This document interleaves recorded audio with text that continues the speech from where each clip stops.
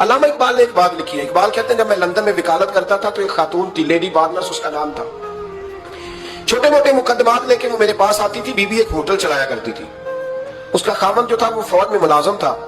اقبال نے خود لکھا ہے, اقبال فرماتے ہیں کہ ایک دن وہ خاتون پھر کسی کیس کے سلسلے میں میرے پاس آئی, تو جب وہ آئی تو اس نے نقاب اوڑھا ہوا تھا, برقع کیا ہوا تھا. تو چونکہ اس نے نقاب اوڑھا تھا, مسلمانوں کی نشانی تھی. نقاب اوڑھنا کن کی نشانی ہے؟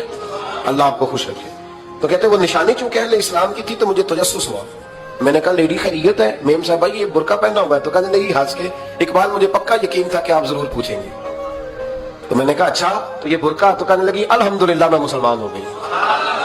تو میں نے فوراً کہا کہ آپ کا شوہر تو فوج میں ملازم ہے, فوجی کے لیے بدلنا اور پھر ملکی قانون اور یہ چیزیں. تو کہنے لگی اس نے مجھے کیا کہنا تھا, وہ خود کلمہ پڑھ گیا. تو کہتی ہے میں اور متجسس ہوا, وہ کیس کی بات کرتی تو میرا تجسس بڑھ گیا. میں نے کہا تو کیس چھوڑ کے بتا کلمہ کیسے پڑھا.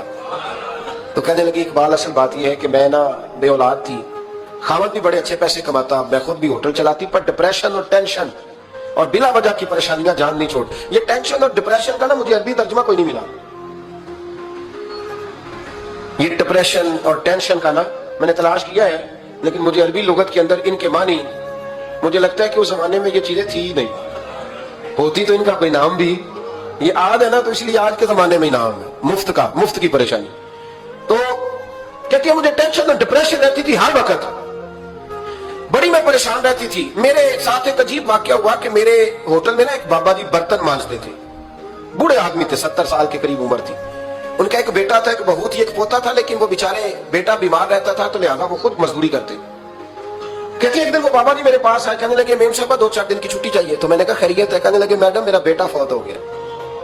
بیٹا, آپ کو پتہ ہے باپ کا جنازہ پڑھنا آسان ہے, بیٹے کا جنازہ اٹھانا بڑا مشکل کام.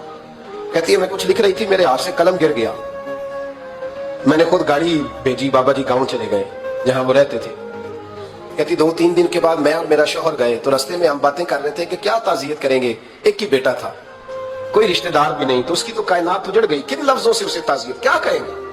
کہتے جب ہم گئے تو وہ ٹوٹی ہوئی چٹائی پہ بیٹھا تھا, کچھ لوگ قریب تھے. ہم نے جا کے کہا بابا آپ مسلمان ہیں, ہم آپ کو کیا نصیحت کریں, ایک ہی بیٹا تھا, کہ کس طرح کر کے ہم آپ کو تسلی دیں. تو کہتے اس نے آنکھیں کھولی, بوڑھی آنکھوں میں ایمان کی روشنی. کہنے لگا بی بی کیا تعزیت کی بات کرتی ہو, میں نے کوئی پیسے جمع کرا کے بیٹا لیا تھا, خدا نے فضل سے دیا تھا, عدل سے لے گیا ہے. میں اپنے رب کے فیصلے پہ بڑا راضی ہوں, اللہ بڑا کریم ہے, وہ لے گیا, اس کا مال تھا. آپ یقین کریں ہمارے دیہاتی لوگ یہ کہا کرتے تھے, میں نے کانوں سے سنا ہے. ایک بوڑھے آدمی کا ایک دفعہ بیٹا فوت ہو گیا تو کسی نے اس سے کہا بابا چھوٹی عمر میں بچہ چلا گیا, تو مجھے لفظ نہیں بھولتے. کہنے لگے پتر اللہ دی فصل ہے, کچی بڈے تا نہیں ہو دی.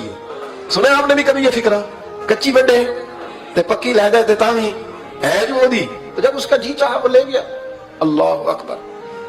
وہ خاتون کہتی ہے کہ وہ بابا جی سے میں نے کہا کہ چلو آپ 1 مہینے کی چھٹی کر لے. تو کہنے لگا نہیں میڈم میں مسلمان ہوں, مفت کی روٹی نہیں کھاتا, مزدوری کر کے کھاتا ہوں, میں انشاءاللہ 2-3 دن کے بعد کام پہ آ جاؤں گا.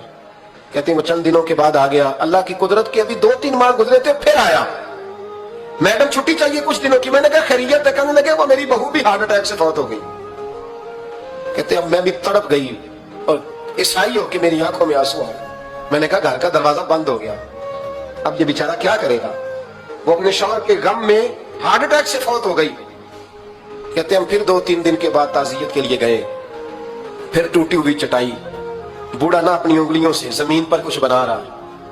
کہتے قریب گئی اور میں نے جا کے کہا بابا اب تو تسلی آپ نے خود ہی کرنی ہے, جو نظام تھا وہ تو ہو گیا. تو کہتے ہیں پھر اس نے آنکھیں کھولی, آسمان کی طرف دیکھا تو کہنے لگا بیٹی کوئی پریشانی نہیں, میرا بیٹا بغیر شادی کے بھی تو فوت ہو ہی سکتا تھا, بس میرے مالک نے جب چاہا جیسے چاہ ہوا. میں انشاءاللہ 2-4 دن کے بعد کام پہ آؤں گا. یہ میرا 3-4-5 سال کا پوتا ہے, ابھی اسکول داخل ہوا ہے, میں ساتھ لے آؤں گا, وہاں میرے ساتھ اوپر کوارٹر میں جہاں میں رہتا ہوں یہ بھی رہے گا.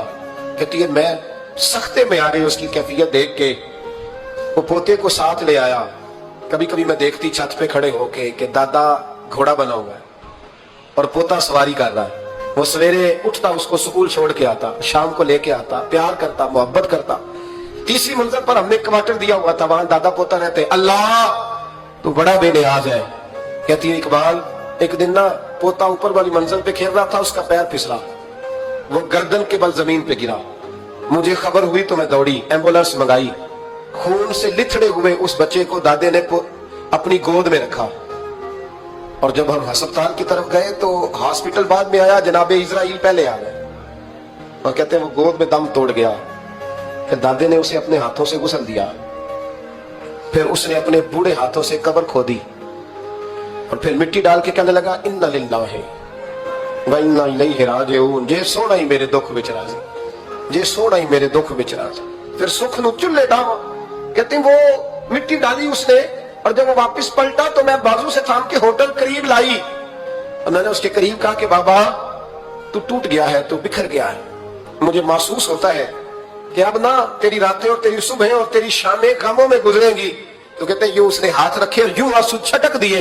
कहने लगा मैडम क्यों क्यों, मेरे अंदर कोई अकीदा नहीं, मैं कोई लवारस हूं, मेरा कोई रब नहीं, मैं क्यों परेशान रहूंगा, मैं तो पका हुआ फालू, थोड़े दिन गुजरेंगे कब्र में जाऊंगा और जब जन्नत में जाऊंगा तो अल्लाह मेरी बेटे से भी मुलाकात कराएगा, मेरे पोते से भी मुलाकात कराएगा, मेरा रब सारी मुलाकातें करा देगा, मैं अपने अल्लाह की रजा में बड़ा राजी हूं।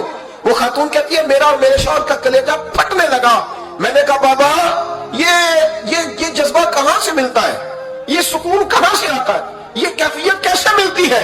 मुझे कहने लगा तूने लेनी है, मैंने कहा। तो कहने लगा तू भी गुंबद खजरा वाले नबी का कलमा पढ़ जा, तू भी रसूलुल्लाह का कलमा पढ़ जा।